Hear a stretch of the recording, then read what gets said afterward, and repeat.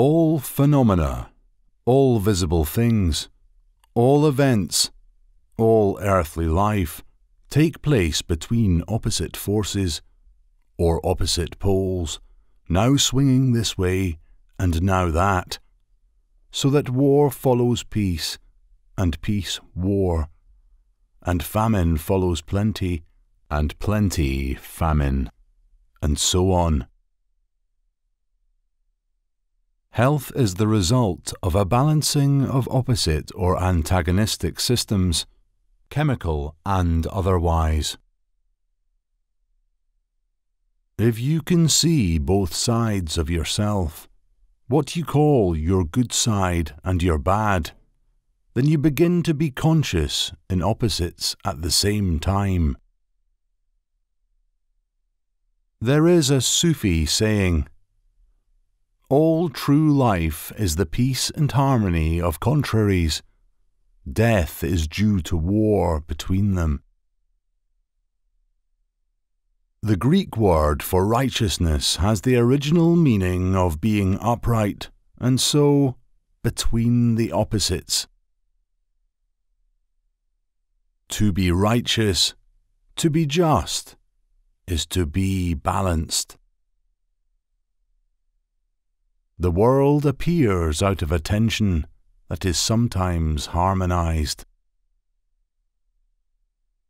The opposites are thieves, because what you build on one is undermined by the other. Or, to put it differently, joy leads to sorrow. But whatever is built in the center cannot be taken from you. The transformation of impressions is exactly comparable with the transformation of food in the stomach. Food is taken in and digested, i.e., it is transformed into finer and finer matters. Now, with regard to the digestion of impressions depends on a stomach, and the stomach in this case is the work. Try to see where you are easily offended, where you feel that you have not been properly treated. If you can observe this, you will see a part of the basis on which you rest psychologically, a part of the sand on which your house is built. You know that you can always explain a thing by its small parts. You can explain a house by its bricks. But you know quite well that the whole house existed in the architect's mind long before it became manifest in time and space. Work says that one of its aims is to unite the wisdom of the East with the science of the West. If you realize that the properties of matter cannot be solely explained in terms of matter, then something inside you will turn the other way round and begin to look at the source of the meaning. Remember the definition that Plato gave of the difference between a man glued to the senses and a man of understanding? He said, "The first believes that matter created mind, whereas the second believes that mind created matter. Which do you yourself think is prior in scale?" It is not science that is wrong.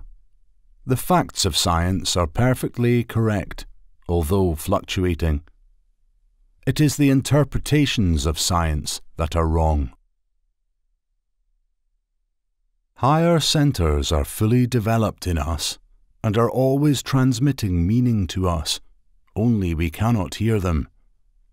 We cannot hear their finer vibrations. Pride can make you ashamed of not knowing something, whereas vanity can make you pretend to know it.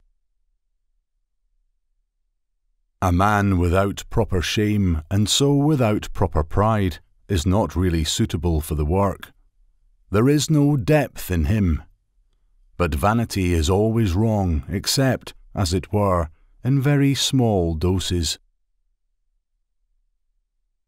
The fundamental cause of almost all the misunderstandings arising in the inner world of man, as well as in the common life of people, is chiefly due to a psychic factor formed in man's being at an early age and due to a wrong education. The first 5 commandments are psychological, and although the second 5 commandments are also psychological in their ultimate meaning, they refer in the first place to our relationship to external life. Remember that always what you value highest is God for you. What you value most you worship, and what you worship is God. What you value most controls your being. In this sense, God is a reflection of you, and God is according to your level of understanding. We worship strange things and have strange gods. There are no final solutions to anything. To try to find final solutions to things is like trying to do away with the waves of the storms of the sea. You have to have a good ship, a good rudder, and a good compass.